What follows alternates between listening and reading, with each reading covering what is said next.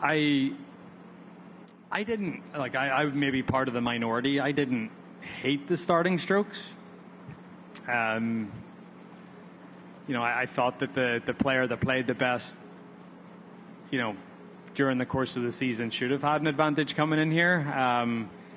But, the majority of people just didn't like the starting strokes. They didn't, whether it were players or fans. I was on the pack when we were trying to go through that, and really it was just a way to try to simplify the advantage that the top players were going to get over the course of the week, instead of Steve Sands doing calculations on a whiteboard. So,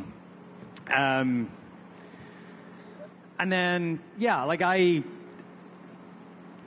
but you could also argue that if it was starting strokes this week, Scotty with a 2-shot lead, it probably isn't enough considering what he's done this year and the lead that he has in the FedEx Cup going into this week. So, and look, there was a lot of other stuff on the table. Match play was on the table, and that got canned for this year. That might be brought back up in the conversation going into next year or the year after.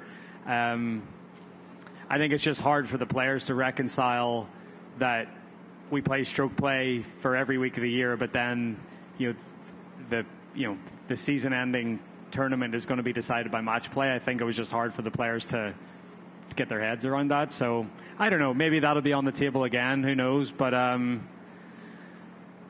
look, it's a 72-hole stroke play event, and that's what we play week in and week out, and that's what's going to determine the winner. So I don't know if it's the best format, but it's the one that we have for this week.